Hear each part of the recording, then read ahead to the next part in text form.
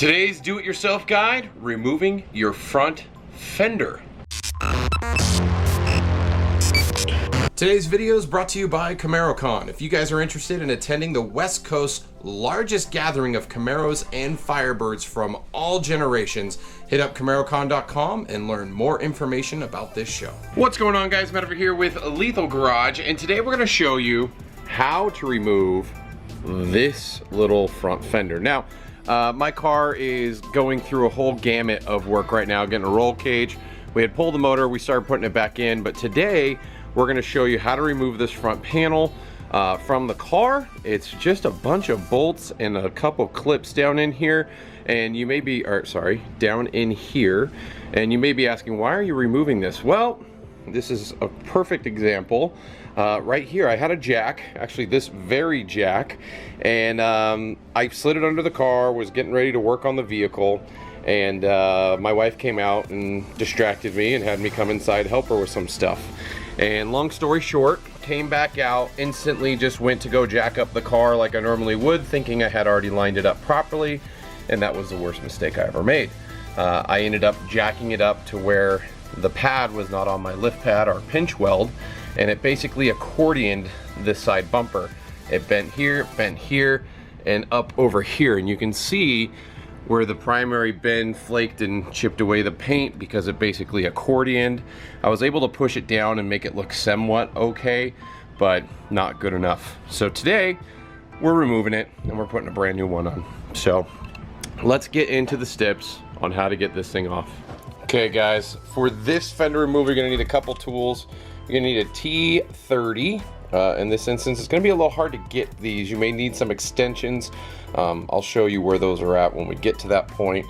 We do need a 10 mil, your tried and true 10 millimeter socket, and a finishing tool. And this is to pry apart some of the clips that attach the fender to your lower rocker. So let's get to this.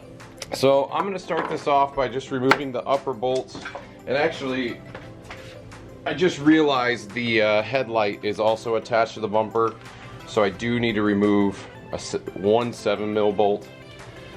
We'll probably end up just removing the whole headlight, or at least getting it loose, so that way, because that bolt connects right there, so we do have to get that bolt off, but I'm assuming we'll have to slide it out because this one is pushed in with a press tab right here, so we'll need to get that clear, so we'll need some clearance, so we'll remove all the bolts on the light.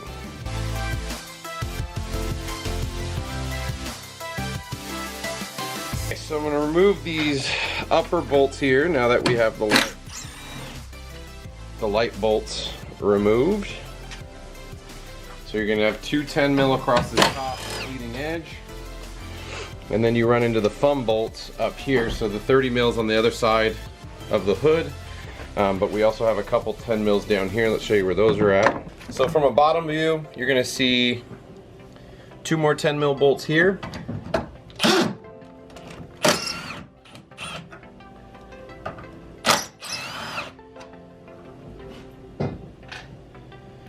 I believe that takes apart this front end. So yeah, the front fender is basically loose here. So now we got to get the bolts on the back side of the door. So the last upper bolt we got to snag is right here. It's a T30. It is in there pretty tight. Looks like it is painted over, but get a good impact, comes right out. Now we have an upper bolt inside the door frame right here. So crank your door open. Again, T30. And on that one, you actually don't even have to take the whole bolt out because it's just a press fit fitting that allows this to slide. So you can see you got movement here now. Because I have the ZL1 Addons rock guards, you are gonna have to peel these off. Now in this instance, these use clips and tape. These clips come off pretty easily, sorry, off camera. But I'm just using some needle nose pliers. Obviously, if you don't have these on your car, you don't have to worry about it. But the clips pull right off, as you can see, and set those to the side. There is the one push clip that mounts it down over here. Sorry, it's a little off camera right now, but I'll show you. It's just one of those factory clips that hates me right now. And well, this clip hates me and I hate it, so I readjusted camera for a better angle for you guys. Like, what the heck? This actually, it looks like I used a different clip here. This is not the factory clip. It's my own aftermarket clip, but she's out. And because the rock guard's using the 3M tape, we're gonna have residue, but luckily we won't have residue because it's on the fender I'm getting rid of. You know, I felt all confident when I was giving you the tool listing, but I totally forgot about these T15s that mount to the fender liner through the stupid panel. So obviously here we remove the wheel. You're gonna have to probably remove your wheel as well to be able to get to this one. Basically, you just gotta get this and pull it from behind that bracket, and that will allow you to access behind your fender liner. So what's behind my fender liner? Ooh, my open air breather that I'm not supposed to have in California. It's not there, I promise. Okay, first I want to apologize because it's super bright, because I have to have an LED because it's literally darker than heck in there. But if you look right in the center of the screen, I can't get my finger to reach, but there's a bolt with a nut. So that bolt on the back side is flat if you look at it from the other side of the door when you open your door. And what that bolt is it's holding in this foam insert with a basically lock washer. I don't know where I put it. It's around here somewhere.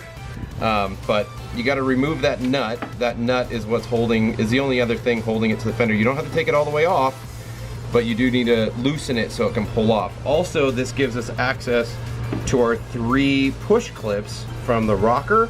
So these are inserted on the rocker panel, pushed up into the metal fender that we're removing.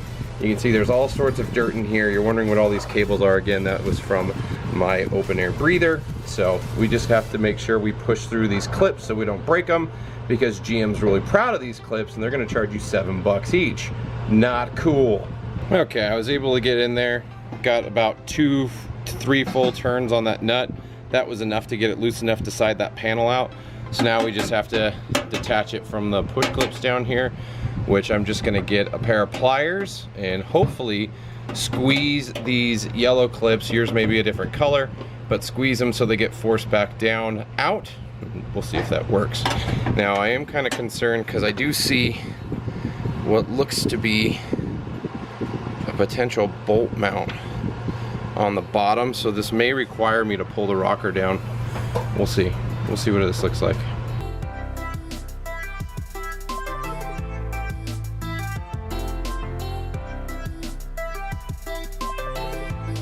Oh man.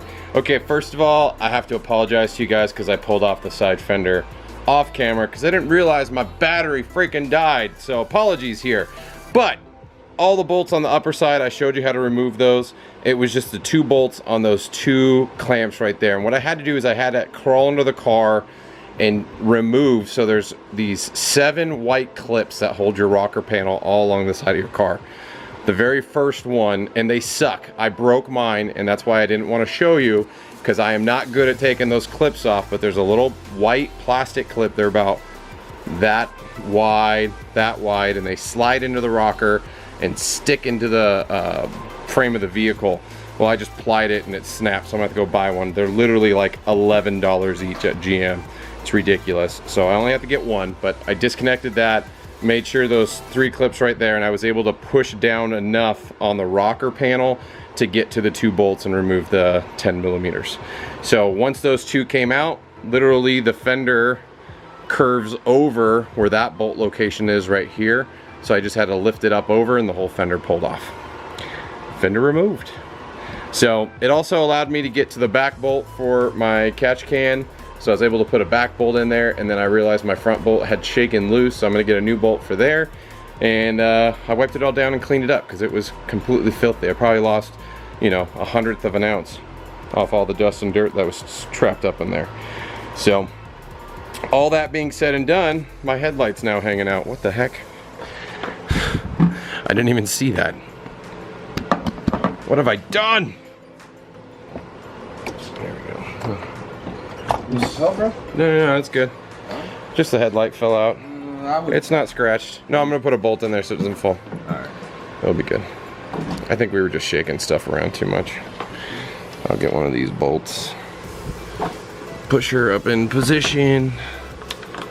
Sorry, camera work, terrible. There we go. Bolt holding it, won't fall. So there you go. Front fender removed. Good to go. I'm gonna get the bolt for right here. Sorry, my camera work is terrible today. So get the bolt right here. Get the new fender in place, and once that's done, I'm gonna take measurements on the other fender opposite side and put the Camaro logo back on. Maybe I'll take it off. Weight savings. I don't know. We'll see. I have a feeling that my car will be different colors if I do that underneath the emblem and not underneath the emblem. But there you have it. Front fender removed. Now again, putting it back together very much the same way. If you remember that this one bolt here, we just loosened it just enough to get it out. So what I'll probably do is loosen it a little bit more just to make it a little easier to put the new fender in place. Again, this bolt is just loosened as well. We didn't take it all the way out. We will have to bolt in the 2 fender bolts down low. I'll probably do that first once I slot it in position, and then maybe put one up top to hold it. But aside that, it's pretty straightforward. This is not a complicated thing to do. I am mad about how the rocker panel connects all in there. I'm sure there's an easier way to disconnect it. I just don't know how. I've never succeeded with those stupid white clips. I've always broken them, and it makes me mad. And yeah, I'm gonna end it there. So, full front driver's side fender removed. Actually, we can go check out the new one. It's out over here. Go hunt it down. See if my camera gets blown out. So here's the old one, as you can see. Dirt, dust, and grime all over it. And then here's the new one over here on the grass. I have them laying out here because I didn't want the panels laying on concrete or something awkward like that. So I'm gonna clean this one up and all that greatness, and we're gonna go ahead and put it back on the car, see how it looks. Coating my panel with my awesome bead maker. It's funny, it's all bead maker on there now, not water. I'm just washing it down. I just rinsed this thing off with just hose water, so it's been collecting dust a little bit, so that knocked all the dust off. Now hitting it with my bead maker, make it look a little shiny. Now this panel is not color corrected yet. They had just painted it, we let it cure. It's actually been curing for 3 months, so I think the paint's pretty good. So I'm gonna take it back down once it's on the car and the car's up and running, and they're gonna buff it out and make it look flawless, and then I gotta go down to DBR and have them ceramic coat it, so matches the rest of the car. Okay, one last thing you have to do before putting your new front fender on is transfer over a couple pieces. So there is a plastic adapter. This is what your lower front fascia or your front fascia snapping into. It clips into here. There's a bolt that holds it here. There's just 2 7mm bolts that hold it, and then there's also a foam piece that helps vibration, etc. Look, you can see where my front tires are rubbing initially. But yeah, that's it. That's all you got to do. Look at all that dirt. Ugh. But fender replacement basically done. Let's get the new one on.